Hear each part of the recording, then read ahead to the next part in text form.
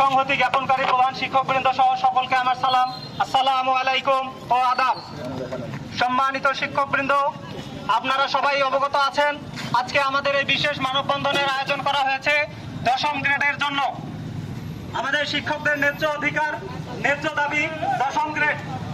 দশম গ্রেডকে বাস্তবায়ন করার জন্য সারা বাংলাদেশ যখন উত্তাল হয়েছে, সহকারী শিক্ষকবৃন্দ যখন রাস্তায় নেমে আসছে, তখন আমরা চিলমারি উপজেলাবাসী শিক্ষকবৃন্দ বসে থাকতে পারি না। আমাদের প্রাণের দাবি, ন্যায্য দাবি আমরা প্রধান উপদেষ্টা মনোনয়ন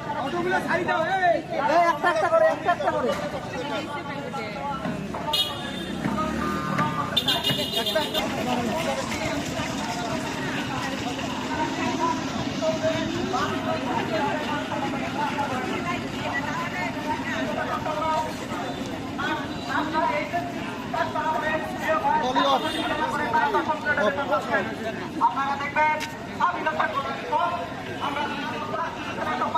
কমপক্ষে দ্বিতীয় শ্রেণী, তাহলে আমরা কেন পিছিয়ে থাকবো? আমরা জাতি করার কারিগর। আপনারা শুনে অবাক হবেন, ঢাকা বিশ্ববিদ্যালয়ের যে সরকারি ড্রাইভাররা অষ্টম শ্রেণী পাস, তারা তাদের বেতন গ্রেড 12 আর আপনারা লক্ষ্য করে দেখুন আমরা স্নাতক দ্বিতীয় শ্রেণী কমপক্ষে, অথচ আমাদের গ্রেড 13। এর চেয়ে প্রহসন, লজ্জার, দুঃখজনক, হতাশার আর কি হতে পারে? আপনারা মনে দেখুন আমাদের মর্যাদা কোথায়?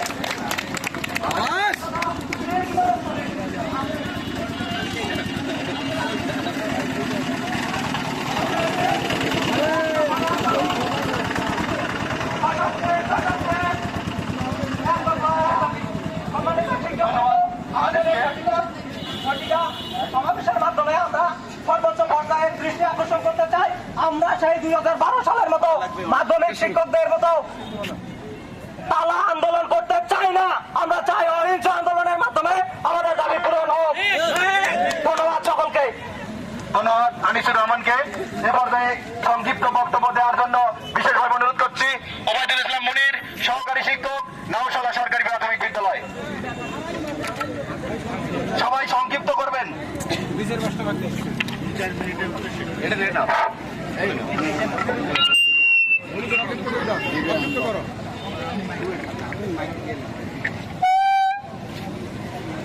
ধন্যবাদ। আজকের আমাদের দশম গ্রেড বাস্তবায়নের দাবিতে যে মানববন্ধন চিলমারী উপজেলায়, আপনারা যদি লক্ষ্য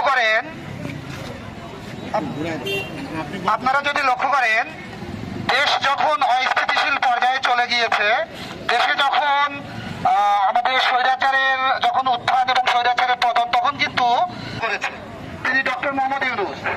অর্থাৎ এই দেশকে সঠিক পথে পরিচালনা করার জন্য যদি কাউকে দায়িত্ব দেওয়ার উপযোগী মনে করা হয়ে থাকে, সেটা একজন শিক্ষককে। ডক্টর মোহাম্মদ ইউনূস, ডক্টর আসিফ নজরুল, আপনারা দেখবেন শিক্ষকই বেশি। অর্থাৎ শিক্ষকদের মধ্যে সেই গুণাবলী থাকে।